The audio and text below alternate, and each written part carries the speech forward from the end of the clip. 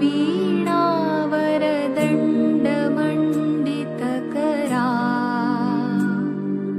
या श्वेतपद्मासना।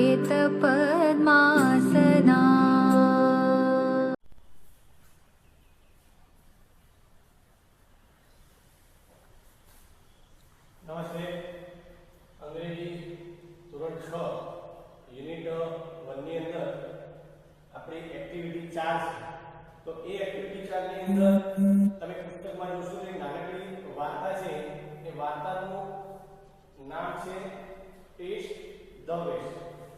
વેસ્ટમાંથી ટેસ્ટી વસ્તુ કેવી રીતે બનાવવી એવી એક નાનકડી વાર્તા સ્વરૂપે અહીં આગળ આપણે જોયું।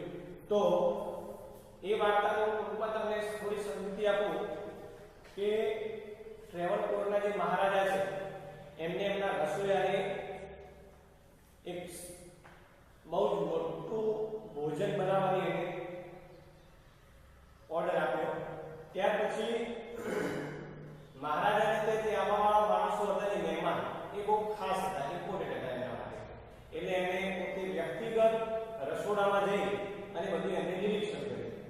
એ નિરીક્ષણ કર્યું તો જે રસોઈ તો પોતાના કામમાં વ્યસ્ત હતો। અહીં આપણે કીધું કે the cook was busy with his work when the Maharaja come. Maharaja જે રસોડાની અંદર પ્રવેશ કર્યો છતાંય જે ઓલો રસોઈયો હતો જે બનાવવાવાળો કુક એટલે રસોઈ બનાવવાનો એ પોતાના કામમાં વ્યસ્ત હતો। પછી કહે છે કે મહારાજા છે એ પોતે આવી અને અંદર જાય છે અને એ પોતે એની એક સરસ એવી સ્મેલ આવતી હોય છે। એ સ્મેલને એ સુંદર સુંદર કે જાય છે કે આ શું બનાવ્યું છે આ, એટલે જેને નિરીક્ષણ કરે છે તો એ તો અહીંયા આગળ કીધું છે કે the that vegetable waste your majesty I will throw it away। એટલે કે આ જે નકામી જે વસ્તુ છે વેજીટેબલ વેસ્ટ એટલે કે શાકભાજી કાપી હોય એ નકામી વસ્તુઓ છે કે હું અહીંયા પાઠ વાંચું તમે થોડું એમાં મુદ્દા જોજો એની અંદર कि the Maharaja of Travancore ordered a huge dinner। huge એટલે બહુ વિશાળ ડિનર એટલે કે મોટા ભોજન સમારોહનું આયોજન કરવામાં એમણે પોતાના નોકરને એટલે કે જે ડિનર બનાવતો હતો એને ઓર્ડર આપ્યો। that was for many important guests। આવવાવાળા જે માણસ છે ઇમ્પોર્ટન્ટ એટલે કે ખૂબ જ મહત્વના લોકો હતા આવવાવાળા। so the Maharaja personally come to the kitchen। મહારાજા પોતે વ્યક્તિગત એ પોતે રસોડામાં જઈ અને આ બધું નિરીક્ષણ કરવા માંગતા હતા। he wanted best dishes for the guest। એ પોતે કહે છે કે સારામાં સારી ડિશનું આયોજન તે તારે કરવાનું છે। the cook was busy with his work when the Maharaja come। રસોઈયો છે એ પોતાના કામમાં વ્યસ્ત હતો અને મહારાજા એ અંદર પ્રવેશ એને કરે। જોઈએ પછી the cook says welcome my lord I am happy to see you here। એટલે કે વેલકમ મહારાજા તમે ભલે આવ્યા હું તમને જોઈને કે ખૂબ જ ખુશ થઈ ગયો। king says your dishes smell really good। એ જે વાનગી બનાવી છે એ વાનગીની અંદરથી ખૂબ જ સારી એવી સ્મેલ આવે છે, સારી એવી સુગંધ આવે છે। કુક કહે છે થેન્ક યુ યોર મેજેસ્ટી। આભાર મહારાજ તમારો ખૂબ ખૂબ આભાર। કિંગ કહે છે king says what is there in the basket. પેલું સામે જે બાસ્કેટ એટલે કે ટોપલી છે એ ટોપલીની અંદર કે શું પડ્યું છે આમ આંગળી બતાવીને કહે છે pointing to the scrap in the basket. Scrap એટલે કે વધેલા જે ટુકડા હતા એ બાસ્કેટની અંદર પડ્યા હતા અને મહારાજા જેવા અંદર પ્રવેશ કર્યો એ પ્રવેશ કરતાની સાથે એમને આંગળી બતાવીને કીધું કે what is there in the basket। પેલા બાસ્કેટની અંદર ટોપલીમાં શું છે। cook says that is vegetable waste। એ શાકભાજીનો કે કચરો છે। your majesty I will throw it away। હું એને ફેંકવા માટે જ જતો હતો। king no you cannot waste all the vegetable। તું આ જે વધેલા ટુકડા છે એને નોખીશ નહીં। find a way to use them। તું એનો પણ આ વાનગીની અંદર ઉપયોગ કરી। કુક કહે છે શ્યોરલી આઈ વિલ। હા હું ચોક્કસ એનો ઉપયોગ કરી લઉં। Then the king left the kitchen. Maharaj છે એ પોતાના જે રસોડાની અંદર હતા રસોડામાંથી બહાર નીકળી જાય। The cook was worried. He stared at the scrap and started thinking. He had an idea. He first wasted the vegetable. એને જે નકામો જે વેજીટેબલનો કચરો હતો એનો ઉપયોગ કર્યો. Then he cut the vegetable into long strips. એને લાંબા લાંબા ટુકડા કર્યા. He put them in a big pot. He started the cook.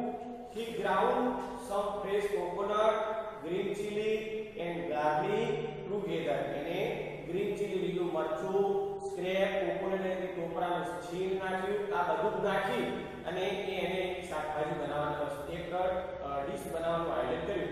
He added the paste into the vegetable. He then added salt too. એટલે કે એને મીઠું પણ નાખ્યું, એને થોડી દહીંના પીસ પણ નાખ્યું. He then decorated the dish with curry leaves.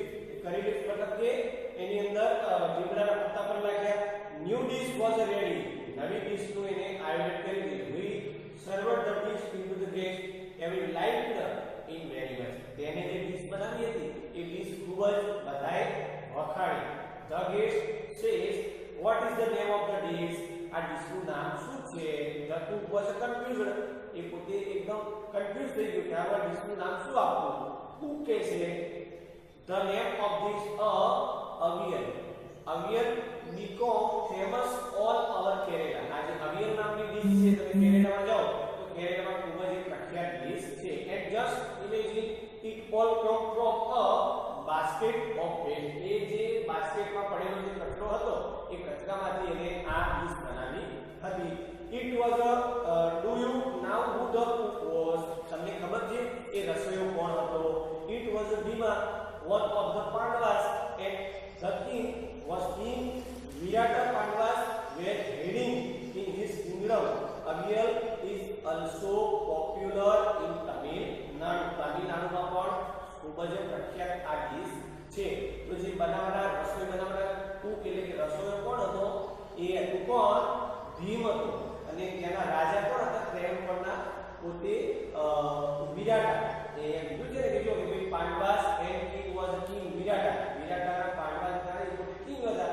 અને આ એક નાનકડી વાર્તા છે. હજુ પણ તમે એકવાર એનો અભ્યાસ કરજો. એ અભ્યાસ કરી અને તમારે આપણે ઘરેથી લખવાનું છે.